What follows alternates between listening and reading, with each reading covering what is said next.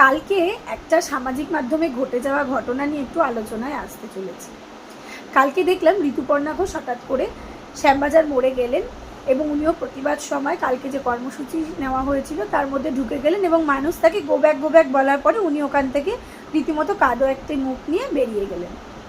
কিন্তু এই ঘটনাটা নিয়ে একটু আলোচনায় আসা খুব দরকার। বিগত 14 তারিখ আগস্ট মাসে যখন মহিলাদের রাত দখলের লড়াই ছিল, তখন বলা হয়েছিল যারা সেখানে জয়েন করতে পারবেন না তারা বাড়িতেই থেকে উলু এবং শঙ্খধ্বনির মাধ্যমে এই প্রতিবাদ মিছিলে জয়েন করবে।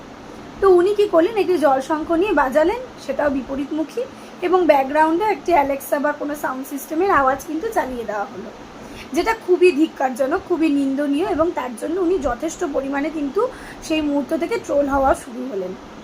এবং এটা বলা উচিত যে ওনার তখনই উচিত ছিল কোনো সামাজিক মাধ্যমকে নিজেকে যেখানে উনি দেখিয়েছেন এইভাবে ভিডিও করে তখনই ক্ষমা চাওয়া উচিত ছিল। এবং অন্য সেলিব্রিটিরা যেখানে অনেক আগে থেকেই জয়েন করেছেন এই পদক্ষেপগুলোতে, তখন ওনারও কিন্তু উচিত ছিল তাদের সঙ্গে সামিল হওয়ার। সেটা উনি না করে হঠাৎ কালকের দিনে গিয়ে হঠাৎ করে শ্যামবাজার মোড়ে গিয়ে আবির্ভাব হলেন। এবং তারপরে সাধারণ মানুষ কী করলেন, তাকে ঠেলা ধাক্কা দিয়ে, ভিডিওতে এটাও দেখতে পেলাম মহিলার গায়ে রীতিমতো আরেকটি মহিলাকেও ফেলে দেওয়া হলো এবং উনি আটকানোর চেষ্টাও করছিলেন।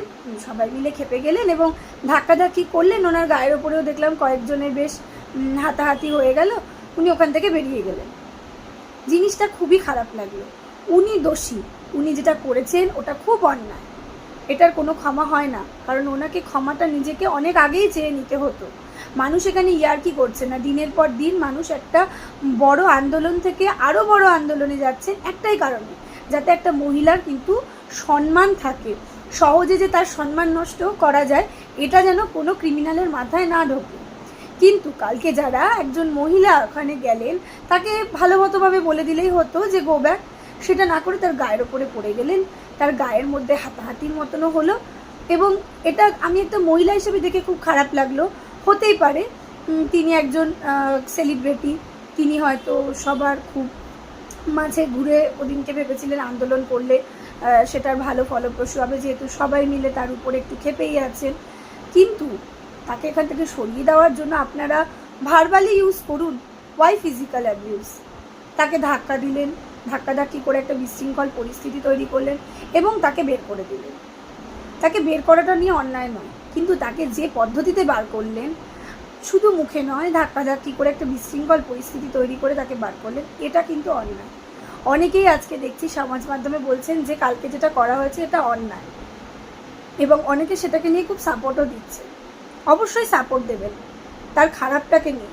কাল কিন্তু উনি খারাপ মুডে যাননি, হয়তো ওনার মাইন্ডে অন্য কিছু ছিল, সেটার জন্য উনি যেতে পারেন, কিন্তু তাকে যে এতে দাঁড়ানো হয়েছে ওটা কিন্তু মানুষের খুবই দৃষ্টিকটু লেগেছে। আপনারা আজকে যেটা নিয়ে লড়াই করছেন সেই মোটিভটাকে ছেড়ে দিলে চলবে না। আপনারা তো সেই একই কথা করলেন, মানুষকে মানুষের সম্মানের জন্য এই লড়াইটাতে এগোতে হবে। আপনি মানুষকে অসম্মান করতে পারেন, কিন্তু একজন মহিলার গায়ের ওপর সবাই মিলে চড়াও হয়ে উঠতে পারেন না।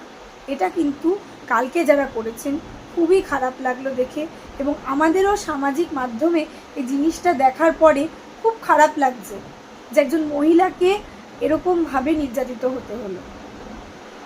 এইটা সত্যি কথা বলবো যে খুবই দৃষ্টিকটু লেগেছে। আমি কোনো ঋতুপর্ণা ঘোষের ফ্যান নই, আমি ঋতুপর্ণার কোনো আমার সাথে পার্সোনাল রিলেশনও নেই, কিন্তু আমি একটা মহিলা হিসেবে দেখে এটা খুবই খারাপ লাগলো, সেই জন্যই কিন্তু আমি সামাজিক মাধ্যমে আমার বক্তব্যটা তুলে ধরলাম।